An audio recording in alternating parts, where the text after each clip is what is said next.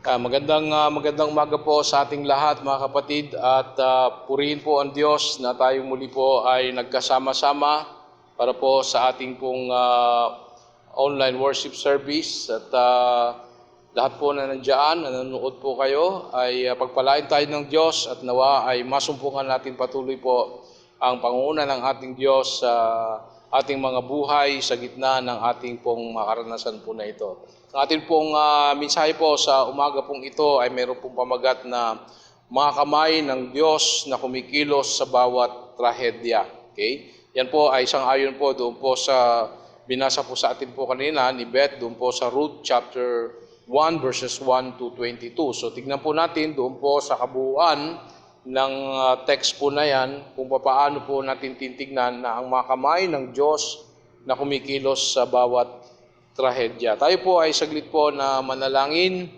Dakilang Diyos, kami po ay patuloy po na nagpapasakop sa kapangyarihan ng iyong banal na Espiritu.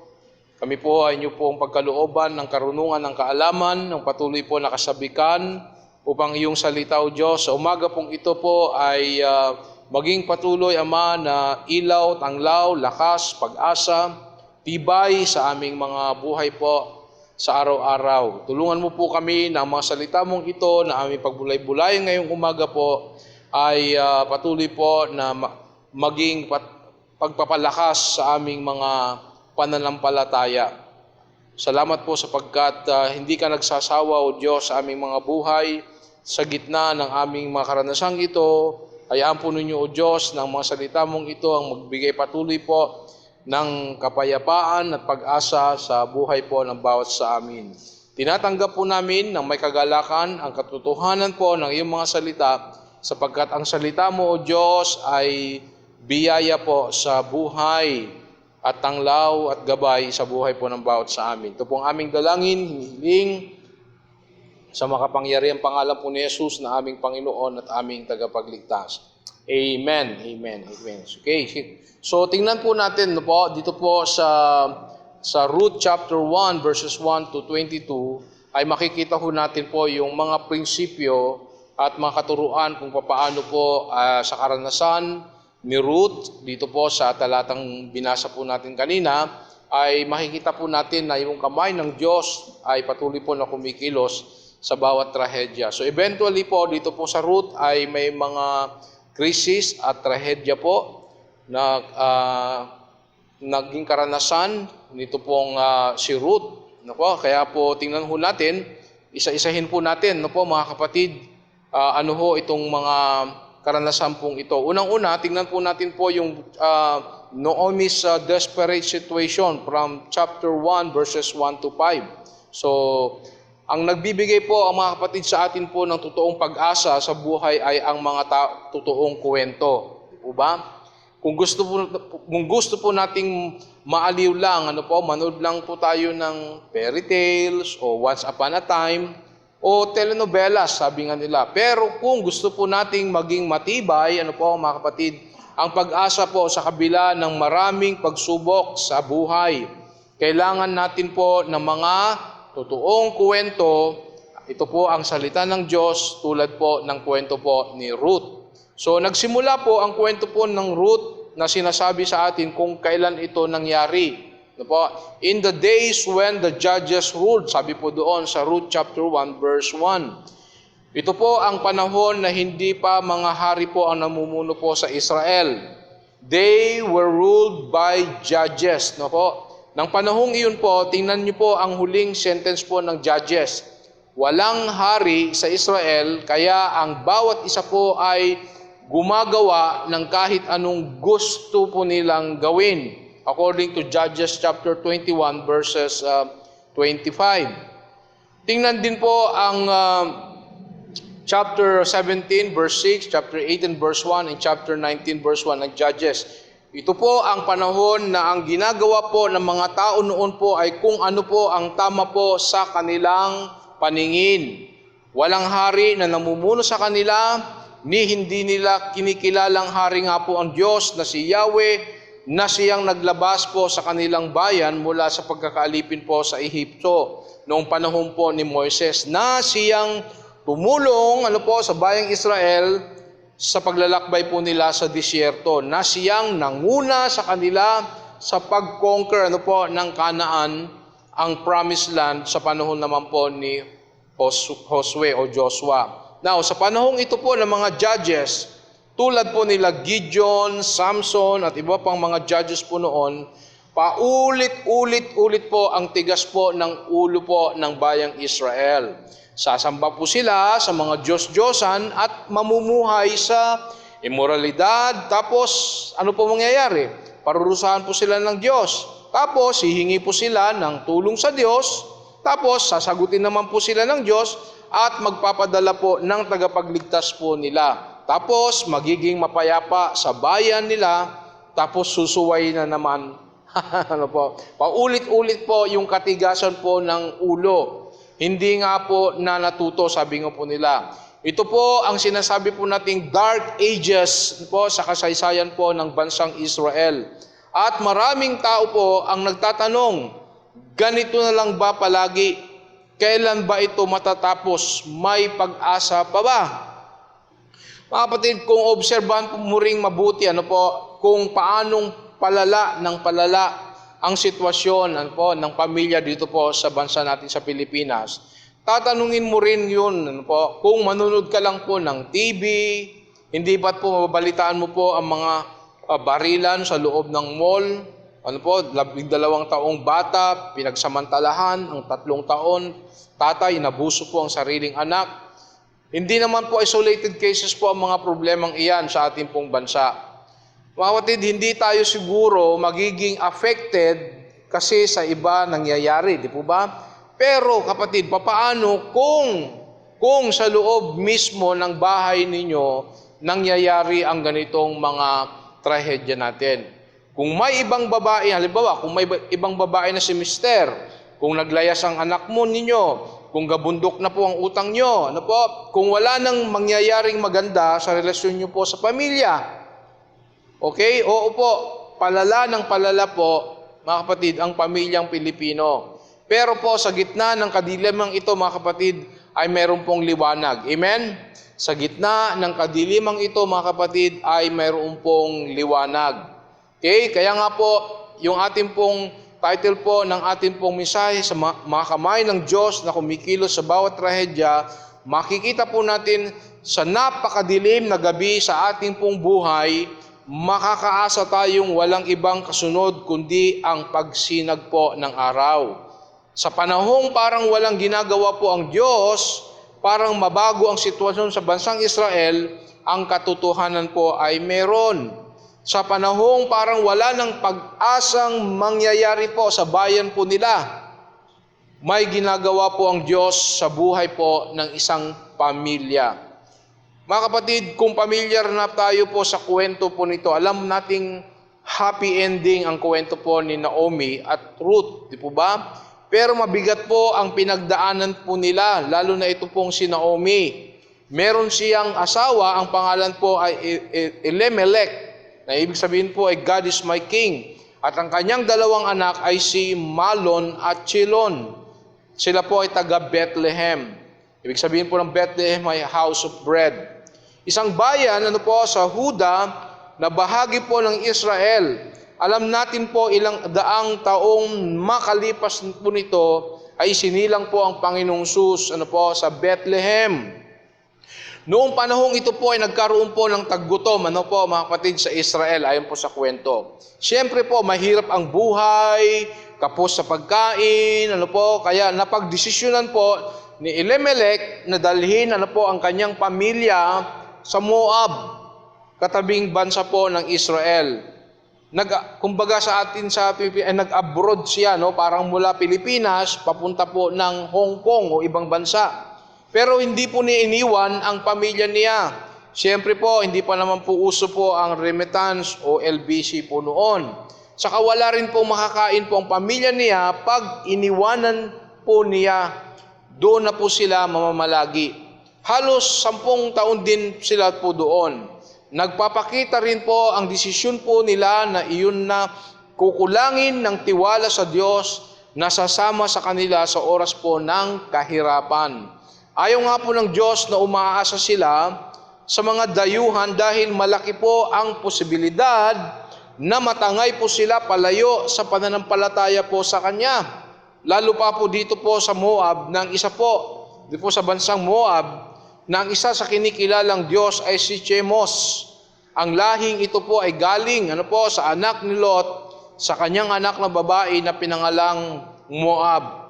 Now, akala po ni Naomi, siguro mapapaganda ang buhay nilang pamilya po doon po sa Moab. Pero hindi pala, Oo, mas sagana po sa pagkain, pero dumating din po ang isang araw, namatay ang kanyang asawa.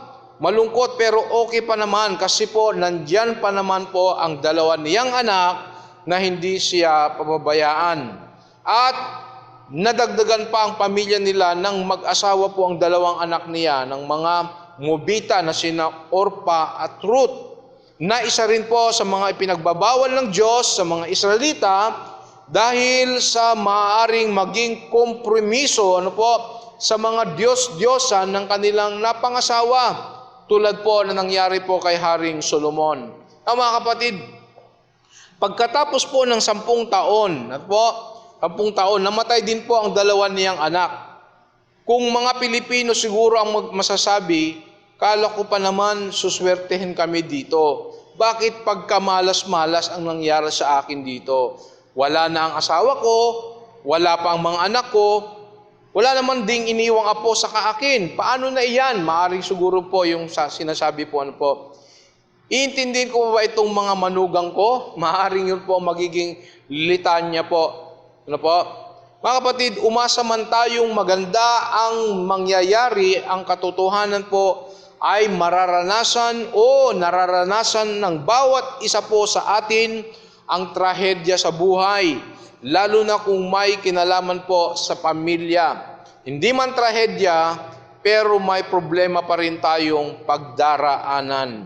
Mga kapatid, pangalawa, doon po sa verse 6 to 18 ay makikita po natin yung root determination to stay. Root determination to stay. Now, may bad news, pero may good news. Yan. Amen? Sabihin nga natin, may bad news, pero may good news.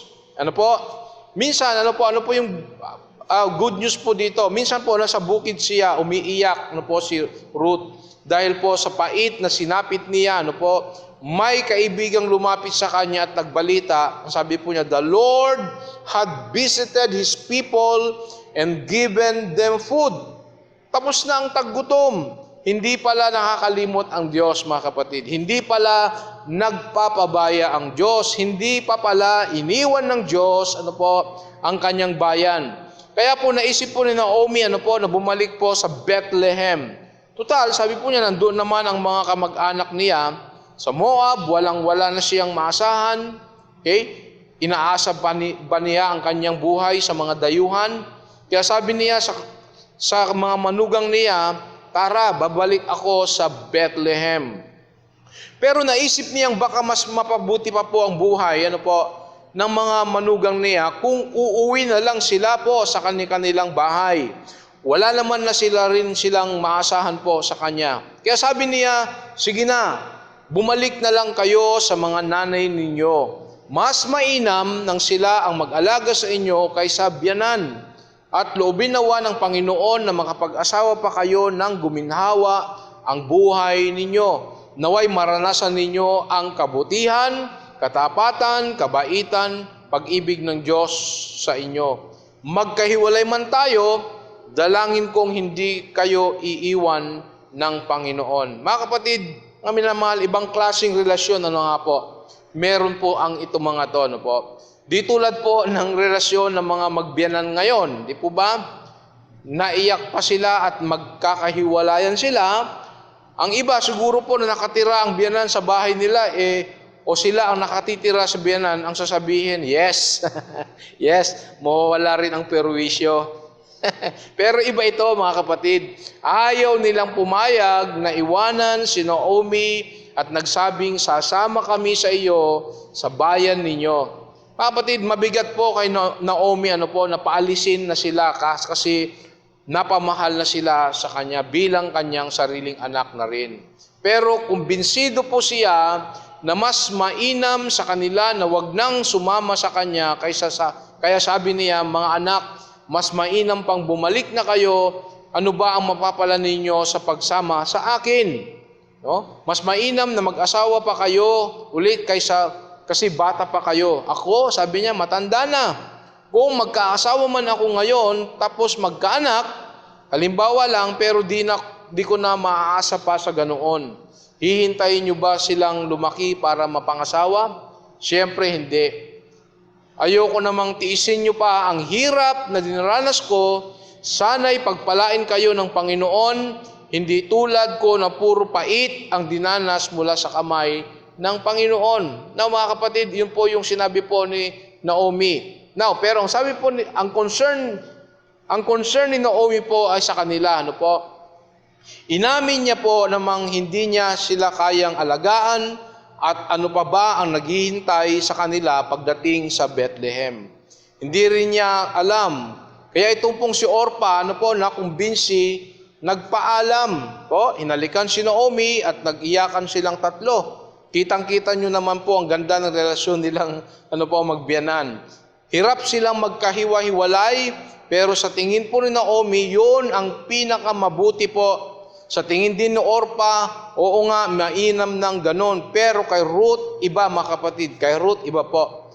May nakikita siyang maaaring hindi nakikita noong pong dalawa.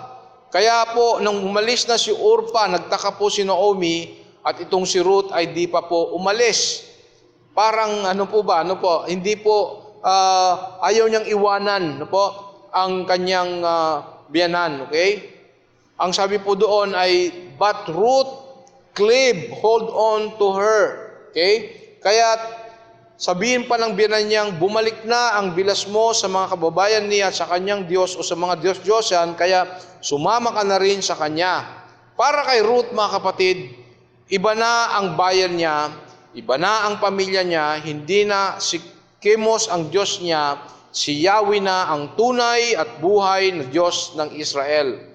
Kitang-kita po sa verse 16 and 17, ano po ang sabi po ni Ruth, huwag po ninyo akong piliting iwan kayo.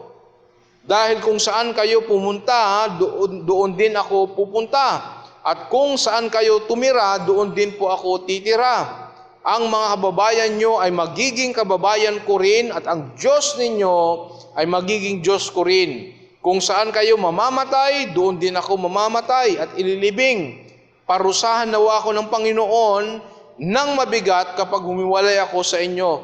Maliban na lang kung ang kamatayan na rin ang maghiwalay sa ating dalawa. Mga kapatid, mga minamahal, di po ba ito yung mga litanya ng mga ikinakasal? For richer or for poorer, in sickness or in health, for better or worse, till death do us part. Mga kapatid, ito po ay isang sinumpaang pangako na kung hindi niya tutuparin ay parusa po ng Diyos ang sinabi niyang kapalit.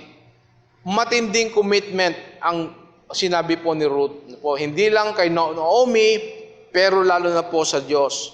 Mahirap man ang kalagayan po ni Naomi, susunod, sasamba, magpapasakop pa rin si Ruth kay Yahweh. This is faith, mga kapatid, risk-taking faith. Kaya po namangha si Naomi, sa narinig niya kay Ruth at hindi na nakapagsalita. Kaya nakita niyang desidido, si Ruth, determinado, buong-buo ang loob, walang pag-aalinlangan. Siguro po, maraming humanga, doon po, marahil naalala po niyo po sa sagot ni Chamsi Supsup. Di po ba? Naalala niyo po yon? Sa Miss Universe pageant, si Judge Bebeka, Fox, asked her the question. At yung tinanong po kay Chamsi. Okay? Sabi po niya, would you change your religious beliefs, to marry the person that you love? Why or why not? Okay, yun po yung tanong nung judge sa Bebeka Fox kay Chamsi. Ano po ang sagot po ni Chamsi? She replied, sabi niya, if I had to change my religious beliefs, I would not marry the person that I love because the first person I love is God who created me. I have my faith and my principles in this is what makes me who I am. And if that person loves me, he should love my God too. Kung totoo pong ang Diyos mo, mga kapatid, kung totoo ang Diyos mo, hindi mo po ipagpapalit. Amen? Ulitin ko po yan. Kung totoo ang Diyos mo, hindi mo siya ipagpapalit. Buo ang loob ng sagot po ni Shamsi doon po sa tanong na yon. Pero hindi natin alam kung pinanindigan nga po niya yung kanyang sagot po na yon. Pero kapatid, alam nating dito po sa talatang binasa po natin ay pinanindigan po ni Ruth ang pangako niya. Alam niyang kung bumalik siya sa Moab, mga kapatid, ibang Diyos ang lalapitan niya. Pero sa Bethlehem, kahit mahirap ang buhay, totoo at buhay ang Diyos na kanyang yayakapin. Mga kapatid, merong nag-iisang tunay na Diyos na nagbubuklod sa relasyon sa pamilya. Kaya po, sa anumang trahedya, panatilihin ang tiwala sa Diyos at sa pagiging tapat sa isa't isa. Mas mainam po na ang trahedyang magiging daan para mapalapit po sa Diyos, kapatid, kaysa ginhawa sa buhay na magiging daan upang mapalayo sa Diyos na isa ring namang mas malalang trahedya na pwedeng mangyari. Now, sa verse 19 and 22, dito po ipinapakita po yung Naomi's bitter expression. Pabalik na po sila sa Bethlehem. Walang nagsasalita sa kahabaan po ng biyahe. Siguro po mga 50 to 100 kilometro po ang layo po ng biyahe po nila. Depende po sa ruta na dadaanan pa nila. Rugged po ang lugar. Kaya kung maglalakad lang at pahinto-hinto, dahil may katandaan na rin naman si Naomi, aabutin po sila ng 7 hanggang 10 araw. Nagtiyaga po silang bumalik. Hindi alam po ni Naomi ang naghihintay po sa kanya. Nakita siya ng mga tao na pararating, nakilala siya at nagtaka, bakit siya bumalik? Si Naomi ba talaga ito? Tanong nila. Nagbubulong-bulungan sila. Nagkakagulo sa pagdating nila, pinag-uusapan marahil ang trahedyang nangyari sa kanya. Huwag niyo na akong tawaging Naomi, ang sabi niya. Kung tatawagin niyo akong Mara, dahil pinapait ng makapangyarihang Diyos ang buhay ko, pag alis ko rito ay nasa akin ang lahat, pero ibinalik ako ng Panginoon na walang-wala. Kaya wag na ninyo akong tawaging Naomi dahil pinahirapan ako ng makapangyarihang Panginoon. Yun po ang litanya po ni Naomi sa verse 20 to 21. Itinakwil na ni Naomi ang pangalang ibinigay sa kanya, hindi naman ito totoo sa buhay niya. Buti pa kung Mara na lang itawag sa kanya, kapait naman ng buhay para sa kanya. Oo, naniniwala siyang may Diyos. Naniniwala siyang makapangyarihan po ang Diyos at magagawa niya ang lahat ng bagay. Pero nagtatanong po siya, nagtataka po siya, bakit naman nangyari sa akin ito? Yung kanyang litanya, yung kanyang salita, bakit naman nangyari sa akin ito? Bakit sa dami-dami ng babae sa mundo, bakit ako pa ang nakaranas ng ganito? Bakit ako pinahirapan ni Yahweh? Bakit hindi pa pwedeng katulad ng dati ang buhay ko? Pag alis namin sa Bethlehem, kumpleto ang pamilya ko. Masaya, maganda ang pangarap namin. Pero ngayon, anong nangyari? Wala nang natira kahit isa. Yun po yung mapait na litanya po ni Naomi. Naglaho po ang pangarap namin sa buhay. Ano pa ang silbi ng buhay? Ano na lang ang sasabihin ng mga tao? Ano nang gagawin ko para mabuhay? Paano kakakain? Ano na? Yun po marahil ang mga nasa isip po ni Naomi. Mga kapatid, maaaring meron tayong tamang pagkakilala po sa Diyos. Pero kapag tayo na po ang nakaranas ng trahedya sa buhay, mga kapatid, nahihirapan na tayong kilalanin na ang Diyos ay kakampi pa rin natin. Patong-patong na po ang problema, ang sinapit nito pong si Naomi. Una, walang makain. Kaya umalis ng Bethlehem at tumira sa Moab. Pangalawa, namatayan pa. Una ang asawa, sumunod naman ang dalawang anak. Biyuda na, ulila pa. Pangatlo, kahihiyan ang inabot dahil walang asawa, dahil walang anak, wala ring apo. Pang-apat, kalungkutan kasi nawalan ng mahal sa buhay. Panglima, kahirapan kasi hindi naman niya kayang suportahan ang sarili niya. Pang-anim, mababa na ang tingin sa sarili kasi kahit gustuhin man niyang isama ang mga manugang niya, hindi niya magawa kasi di niya naman maaalagaan. Pampito, dahil sa dami po ng problemang ito, kawalan po ng pag-asa ang naramdaman po ni Naomi. Kapag patong na po ang problema, nakakalimutan na natin kung anong klaseng Diyos meron po tayo. Kapag gabundok ang utang, nakalimutan na natin meron tayong Diyos na siyang may gawa ng bundok. Kapag nawalan tayo ng mahal sa buhay, nakakalimutan na natin kung ano pa ang meron po tayo. Mga kapatid, mga minamahal, sa mga panahong walang makain, nakakalimutan nating may Diyos na pinagmumulan, ng lahat ng mabuting bagay. Kapag umiiyak tayo po sa trahedya ngayon, nakakalimutan na natin na bukas ngingiti din tayo dahil may pag-asa ang buhay. Amen? Alam po ni Naomi po na merong Diyos na ang pangalan po ay Yahweh at may personal na relasyon sa bansang Israel. Na itong si Yahweh ay may binitawan at sinumpaang pangako po sa kanila. Pero hirap siyang panghawakan iyon ngayon dahil po sa trahedyang sinapit po ng kanyang pamilya. Hindi pa naman tapos ang Diyos, mga kapatid. Hindi mo naman masasabing hindi mapagkakatiwalaan ng Diyos hanggat hindi ka pa nakakarating sa dulo ng istorya ng buhay mo. Hindi mo pa nga lang ito nakikita. Pero sa bawat nangyayari po sa buhay po ni Naomi, sa buhay ni Job, sa buhay ni Joseph, sa buhay po ng lahat ng Diyos, anak ng Diyos, may di nakikitang kamay na kumikilos, maging ito man ay sa trahedya ng buhay. Ano po yon? Kumakalinga ang Diyos sa atin. Hawak ang buhay natin. Inaalagaan tayo. Ibinibigay kung ano ang kailangan natin.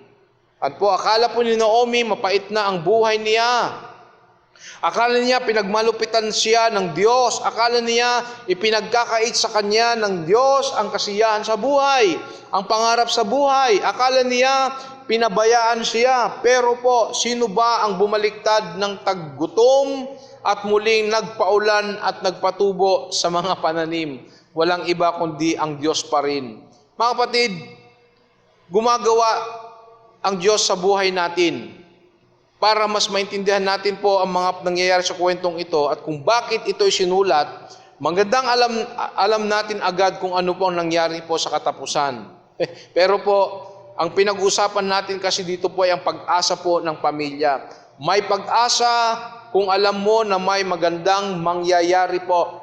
May magandang gagawin po ang Diyos. Hindi mo man alam lahat ng detalye, kapatid, pero naniniwala ka na maganda ang plano ng Diyos. Now, bakit ko nasabing ang root po, ay isang kwento po ng paghawak ng kamay ng Diyos sa panahon ng trahedya. Malungkot po ang sinapit po ng buhay po ni Naomi, ni Ruth at ang kanyang pamilya. Pero po sa pagbalik sa Bethlehem, mga kapatid, nabago po ang takbo ng buhay niya. Masipag po si Ruth na magtrabaho para sa biyanan niya at doon po niya nakilala si Boaz na isang kamag-anak nila Naomi. Nagkatuluyan po si Boaz at Ruth, ikinasal at nagkaanak. Nagkaupo po si Naomi, ang pangalan ay Obed, na siyang nagiging lolo po ni David, ang pinakamagiting na hari po ng bansang Israel, na siya rin namang pinagmulang lahi po ng darating na tagapagligtas, ang Panginoong Hesus. Mga kapatid, mga minamahal sa Panginoon, something big is happening in this story. Don't forget that. Kasi po, gumagawa ang Diyos para po matupad ang napakaganda niyang plano. Hindi ibig sabihin wala tayong gagawin. May gagawin tayo, pero alam din natin siya ang gumagabay sa bawat hakbang natin. Siya ang magbibigay ng karunungan, siya ang magtutuwid kapag nagkakamali tayo, siya ang magbibigay ng lakas kung hindi na natin makakaya ang mga kailangan natin, hindi rin niya tayo pababayaan, hindi niya po tayo iiwanan. Minsan akala lang po natin, pero bukas, sa isang linggo o sa isang taon, o kapag huling araw na natin, malalaman natin, makikita nating mali pala ang akala natin, mga kapatid. Nakahawak pala ang Diyos, mga kapatid, sa bawat hakbang na ginagawa po natin. Hindi siya bumibitaw, baka tayo pong bumibitaw, kaya tayo po ay nadadapa. Hindi rin tumpak ang kasabihang, mga kapatid, habang may buhay, may pag-asa. Di ba? Mas tama po ito siguro, habang may buhay, may problema. Okay? Ngunit habang buhay ang Diyos, kapatid, tiyak na may pag-asa. Amen? Sabi nga po ng Bible scholar, na si Tremper Longman III, doon po sa kanyang sulat, libro na Breaking the Idols of Your Heart. Ang sabi po niya, God uses the frustrations of this life and the heart of relationships to compel us to look beyond what we can control to the God who controls all things in order to woo us to Himself. At nakita yan po ni Ruth. Hindi po yun nakita po ni Naomi. Nagsisimula pa lang po ang anihan ng sibada nang dumating si Naomi po sa Bethlehem kasama ang manugang niyang si Ruth na Mubita. Nagsisimula pa lang ang anihan, hindi pa tapos ang kwento po ng buhay ni Naomi at Ruth. Oo, naranasan po nila ang trahedya, mga kapatid, pero hindi pa tapos ang Diyos sa kanila. Oo, umiiyak sila at may mga panahon na parang hindi na kaya po ni Naomi, parang wala ng pag-asa, pero hindi tapos ang ginagawa ng Diyos. Nagsisimula pa lang siyang buuin, ang kanyang magandang plano po sa kanilang pamilya at hindi nila alam na ang planong ito po ay hindi lamang para po sa kanilang pamilya, kundi mas malaki pa. Ang makikinabang ay ang buong mundo na nangangailangan ng pag-asa sa bawat pamilya. Mga kapatid, hindi pa po tapos ang kwento. Umalis ang pamilya ni Naomi po sa panahon ng taggutom. Bumalik siya kasama ang manugang at dayuhan na si Ruth na simula pa ng anihan. Merong ginagawa ang Diyos, mga kapatid. Hindi pa tapos ang Diyos sa pamilya po natin. Amen? Merong ginagawa po ang Diyos. Hindi pa tapos ang Diyos sa pamilya natin. Marami pa tayong dapat abangan, sa buhay po natin na ginagawa po ng Diyos atin. Kaya mga kapatid, kaya gaano man karaming luha, ang pumatak sa ating mga mata, sa ating panahon po ngayon, tandaan natin po na merong di nakikitang kamay na kumikilos sa bawat trahedya po sa ating buhay.